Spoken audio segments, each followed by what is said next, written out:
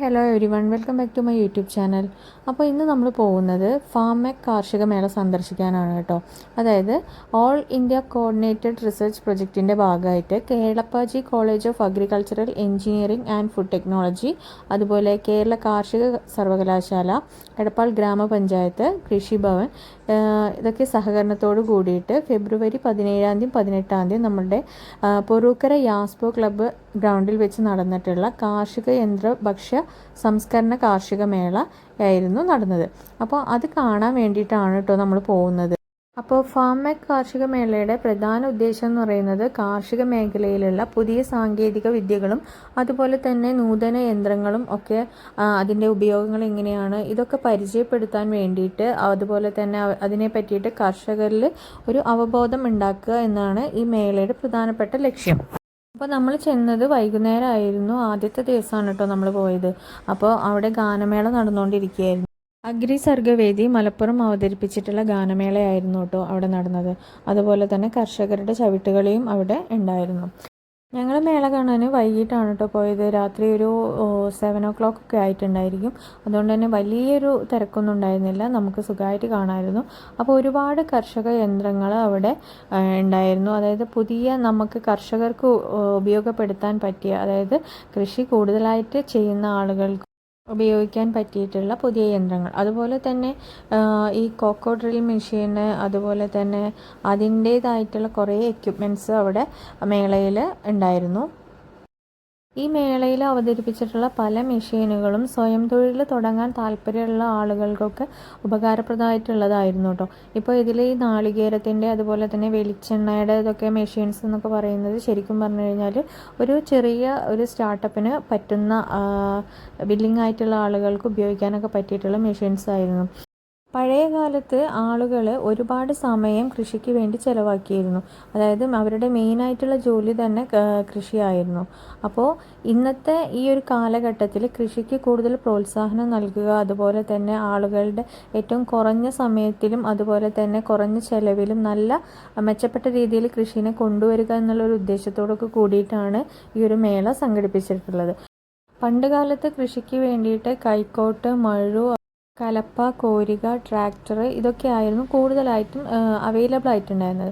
പക്ഷേ ഇന്നത്തെ സാങ്കേതിക വിദ്യയുടെ വളർച്ച എന്ന് പറയുന്നത് കൃഷിയിലും നമുക്ക് കാണാൻ കഴിയും. അപ്പോൾ ഒരുപാട് പുതിയ യന്ത്രങ്ങൾ എന്താ പറയുക കൃഷിക്ക് വേണ്ടിയിട്ട് ഇറങ്ങിയിട്ടുണ്ട്. ഇതിൽ കുറച്ചൊക്കെ എക്സ്പോയിൽ പ്രദർശിപ്പിച്ചിട്ടുണ്ടായിരുന്നു. പിന്നെ അതുപോലെ തന്നെ ഒരുപാട് തൈകളും വിത്തുകളും ഒക്കെ വിൽപ്പനയ്ക്ക് വന്നിട്ടുണ്ടായിരുന്നു. അപ്പോൾ ഒരുപാട് സ്ഥലം ഇല്ലാത്ത ആളുകളുണ്ടാവും. നമ്മുടെ വീട്ടിൽ പോലും നമുക്ക് ചെറിയൊരു കൃഷിത്തോട്ടം ഒരുക്കാം. അപ്പോൾ അതിന് പറ്റിയ തരത്തിലുള്ള തൈകളും വിത്തുകളും ഒക്കെ അവിടെ അവൈലബിൾ ആയിരുന്നു. അതുപോലെ തന്നെ എക്സ്പോയിൽ പ്രദർശിപ്പിച്ചിട്ടുള്ള ഓരോ യന്ത്രങ്ങളുടെ ഉപയോഗത്തെ പറ്റിയിട്ട് ഡീറ്റെയിൽഡ് ആയിട്ടുള്ള ഒരു ഡിസ്ക്രിപ്ഷൻ അവിടെ കൊടുത്തിട്ടുണ്ടായിരുന്നു.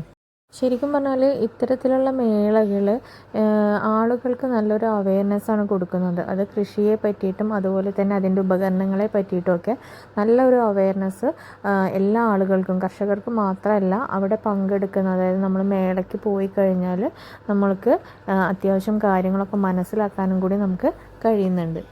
ഇന്നത്തെ കാലഘട്ടത്തിൽ കൃഷിയുടെ ഇമ്പോർട്ടൻസ് എന്താണെന്ന് നമുക്ക് എല്ലാവർക്കും അറിയാം. അപ്പോൾ നമുക്ക് പറ്റുന്ന രീതിയിൽ നമ്മൾ എന്ത് ചെയ്യാം, ആ കൃഷിയെ നമ്മളുടെ ലൈഫിൻ്റെ ഒരു ഭാഗം കൂടി ആക്കുക എന്നുള്ളതാണ്.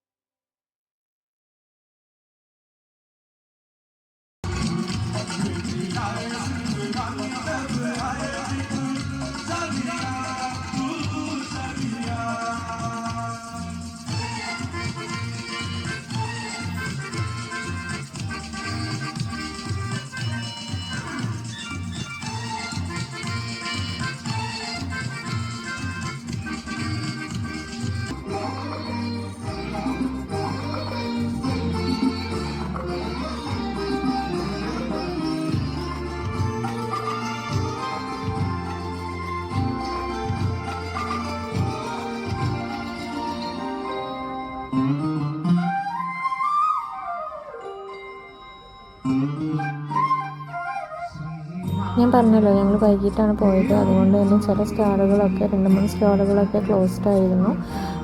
ഞങ്ങൾ ചെന്ന സമയത്ത് അവിടെ ഗാനമേള നടക്കുന്നുണ്ടായിരുന്നു. അപ്പോൾ കുറച്ച് നേരം ഗാനമേളയൊക്കെ കണ്ടിട്ടാണ് ഇപ്പോൾ ഞങ്ങൾ തിരിച്ചു വന്നത്. അപ്പോൾ എന്തായാലും ഇത്തവണത്തെ ഫാമെക് എക്സ്പോ അടിപൊളിയായിരുന്നു. പുതിയൊരു വീഡിയോ ആയിട്ട് കാണാം. വീഡിയോ ഇഷ്ടപ്പെട്ടിട്ടുണ്ടെങ്കിൽ ലൈക്ക് ചെയ്യുക, ഷെയർ ചെയ്യുക, സബ്സ്ക്രൈബ് ചെയ്യുക. അപ്പോൾ അടുത്തൊരു വീഡിയോ ആയിട്ട് കാണാം. Tata bye, see U.